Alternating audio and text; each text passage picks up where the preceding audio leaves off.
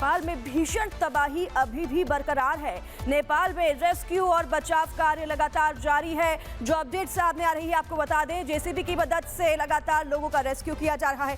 घायलों को अस्पताल में भर्ती कराया गया है। बाढ़ प्रभावितों की मदद में लगातार नेपाल पुलिस जुटी हुई है। सेना ने बाढ़ प्रभावितों के लिए राहत सामग्री भी भेजी है और राहत सामग्री में 8 ट्रक के रवाना होने की भी जानकारी मिल रही है। कई लोग अब भी बाढ़ के तबाही में फंसे हुए हैं। सीमावर्ती इलाकों में भी अलर्ट जारी कर दिया गया है। नदी के किनारे कई लोगों का रेस्क्यू अभी भी लगातार जारी है। 8 ट्रक रवाना कर दिए गए हैं राहत सामग्री के साथ। सेना ने बाढ़ प्रभावितों के लिए राहत सामग्री भेज दी है। ये तस्वीरें हम आपको नेपाल से दिखा रहे हैं, जहां पर भीषण तबाही इस बाढ़ ने मचाई है और कई लोगों की मौत की सूचना है। कई लोग घायल हैं, कई लोग लापता हैं और बचाव कार्य लगातार किया जा रहा है। ये तस्वीरें आप देखिए, जो भी संभव मदद हो सकती थी वो मदद की जा रही है। भारत की तरफ से भी नेपाल को मदद की आश्वासन दी गई है।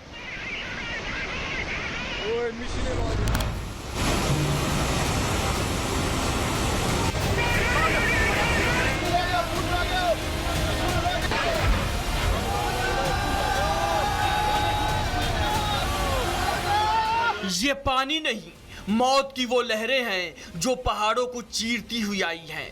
नेपाल के रसुआ जिले की ये तस्वीरें गवाही दे रही हैं कि जब कुदरत का गुस्सा फूटता है तो इंसान कितना बेबस हो जाता है। भोटे कोशी नदी का पानी इतनी तेजी से बढ़ा कि लोगों को भागने का मौका तक नहीं मिला। पलक झपकते ही गलियां दरिया बन गई और घर ताश के पत्तों की तरह ढह गए। देखिए इस खौफनाक मंजर को। सीमेंट और कंक्रीट से बनी यह इमारत पानी के इस प्रचंड थपेड़े को 1 सेकेंड भी नहीं झेल सकी।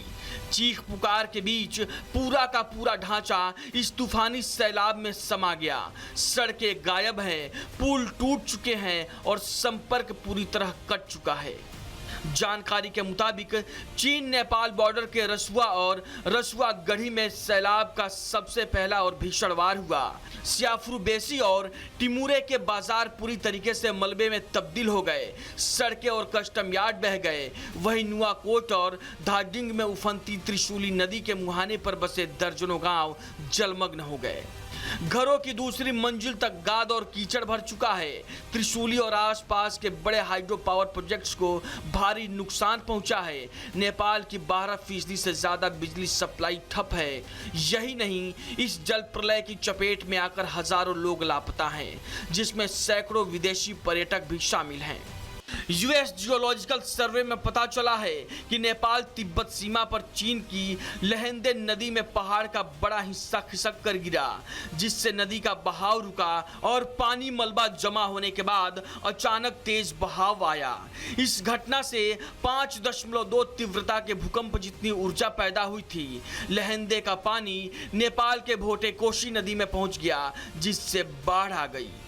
तबाही के इस मंजर के बीच अब रेस्क्यू ऑपरेशन की जंग जारी है। नेपाल सेना और पुलिस के जवान जान जोखिम में डालकर हेलीकॉप्टरों की मदद से फंसे हुए लोगों को सुरक्षित स्थानों तक पहुंचा रहे हैं।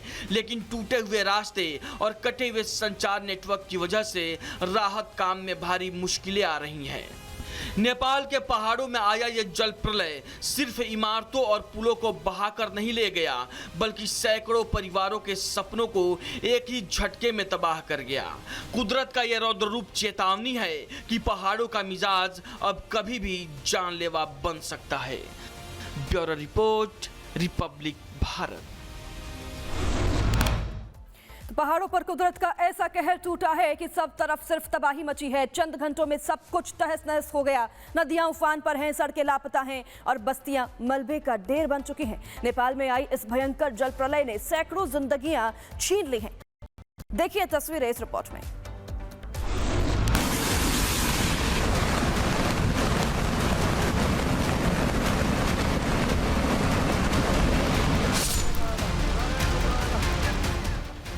आसमान से बरसती मौत और जमींदोज होते पहाड़। नेपाल में कुदरत के इस तांडव ने पूरी दुनिया को हिलाकर रख दिया है।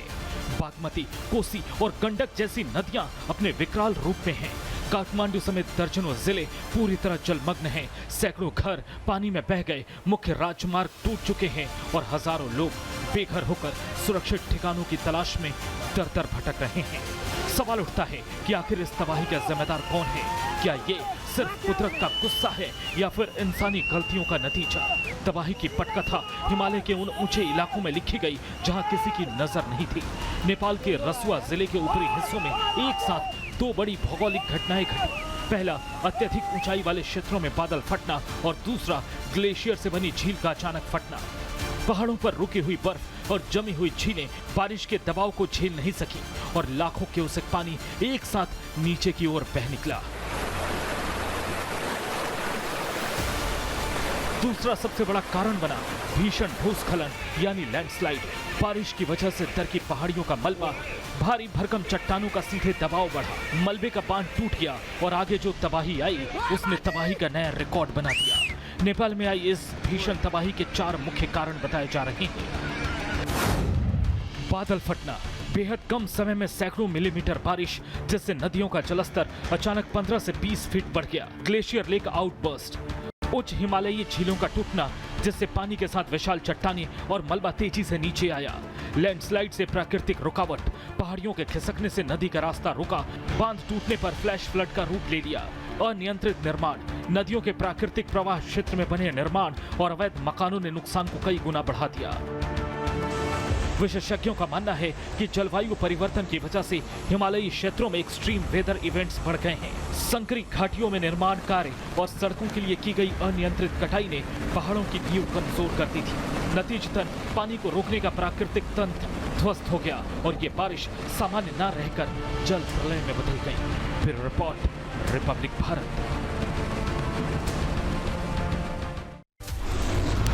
देखिए, नेपाल के रसुआ क्षेत्र में भोटेकोशी नदी में ये भीषण बाढ़ आई और इस भीषण बाढ़ ने बड़े पैमाने पर तबाही मचाई है। नेपाल के पुलिस के मुताबिक अब तक करीब 157 लोगों की मौत की पुष्टि हुई है, जबकि 750 से ज्यादा लोग अब भी लापता बताए जा रहे हैं। रेस्क्यू ऑपरेशन लगातार जारी है। तबाही की ये तस्वीरें और मंजर आपको दिखाते हैं इस रिपोर्ट में।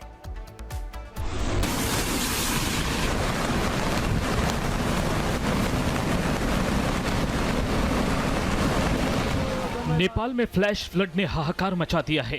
इस तबाही के बाद बॉर्डर इलाकों में भारी हड़कंप मच गया है। सबसे ज्यादा चिंता वाली बात यह है कि तिब्बत में कैलाश मानसरोवर की पवित्र यात्रा पर निकले लगभग 400 श्रद्धालु इस आपदा के बाद से लापता बताए जा रहे हैं और उनसे संपर्क पूरी तरह टूट चुका है। नेपाल पर्यटन बोर्ड के मुताबिक गायब लोगों में करीब 133 भारतीय यात्री शामिल हैं, जिनकी सुरक्षा को लेकर उनके परिवार और एजेंसियां बेहद चिंतित हैं। जानकारी के मुताबिक तमिलनाडु के करीब 50 पर्यटक नेपाल में आई भीषण बाढ़ के कारण फंसे हुए हैं। डीएम के सांसद दयानिधि मारन ने विदेश मंत्रालय से तत्काल मदद की मांग की है। फंसे लोगों को सुरक्षित निकालने के लिए बचाव दलों को सक्रिय करने की अपील की है।